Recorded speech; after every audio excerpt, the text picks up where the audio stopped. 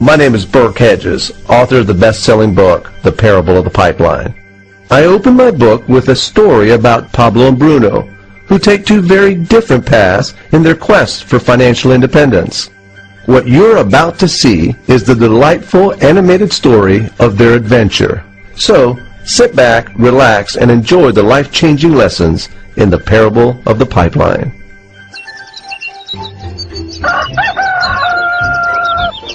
Far away, in a small village, near a beautiful valley, lived two friends, Pablo and Bruno. They were both young and dreamed of a better life for themselves. They'd often discuss their dreams about how they would become the most successful men in the village. They weren't afraid of hard work, and they searched for opportunities to help realize their goals and achieve their dreams. One day, an opportunity presented itself.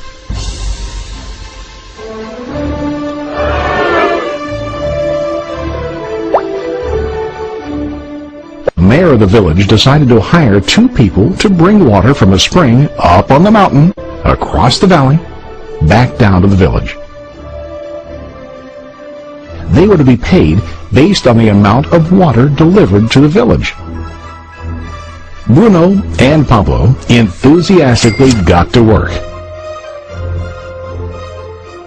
Every day, from morning till evening, they carried buckets to and from the spring. They worked hard, carrying water to the village. In the evening, they'd return home with their day's wages.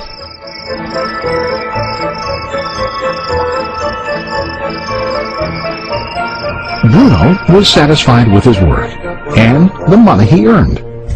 He was sure that with this work he could achieve his dreams. Bruno thought that to increase his wages he could use bigger buckets to bring more water each trip. He believed with a larger income he would soon be able to buy a cow and the house that he dreamed about.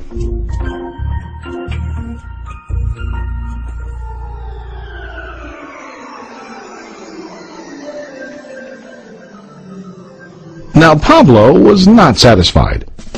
At the end of the day, his back and hands ached, and he was exhausted. He was looking for an easier way to earn more. One day an idea occurred to Pablo. He imagined building a pipeline to deliver the water from the mountain spring to the village. With this pipeline, he could get more water to the village without carrying buckets back and forth from the spring to the village. Soon, he got very excited about his idea and began to plan. Pablo, of course, shared his idea with his friend Bruno and asked him to join with him to work on and help build the pipeline. Bruno thought the idea was crazy. All Bruno could think about was what his money could buy today and how to get it quicker. He felt that building a pipeline would slow him down and delay him in achieving his goals. Instead, Bruno got bigger buckets and went more often back and forth, fetching water. He was sure that with this method, he could make more money. Pablo decided to build the pipeline on his own. He understood that it would not be easy to build, and it would take time to complete the pipeline. Pablo knew that it could take several years to finish, but he set his mind on his goal. Every day he worked and carried water like before. But on weekends and during his spare time, he worked hard to dig in the rocky soil and build his pipeline. In the first month, there was little to show for his work.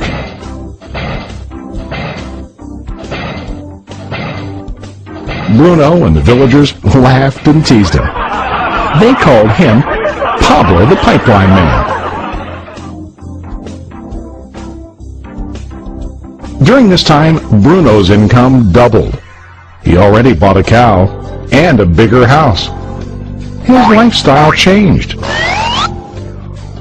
He now spent time after work in the bar, enjoying his hard-earned wages from delivering water.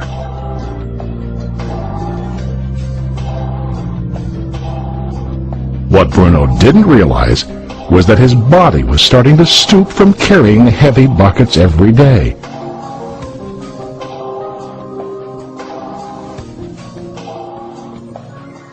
His face looked worn and his body tired.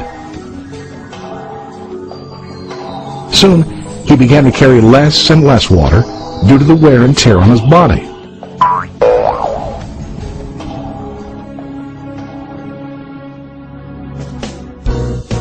Month after month, Pablo worked. Soon a year passed, and then a second year. Finally, Pablo finished his pipeline. He now used his pipeline to deliver water to the village instead of carrying buckets. Pablo was now earning more money than ever before. The water continued flowing to the village, while Pablo wasn't working. While he slept and ate, the water flowed. Pablo was happy and proud of his insight, persistence, and hard work. Now his income flowed as long as the water flowed through his pipeline.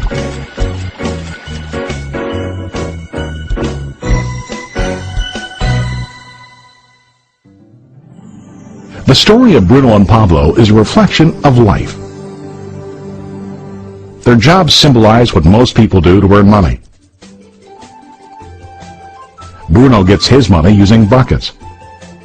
He goes back and forth, carrying his buckets from the spring to the village in exchange for money.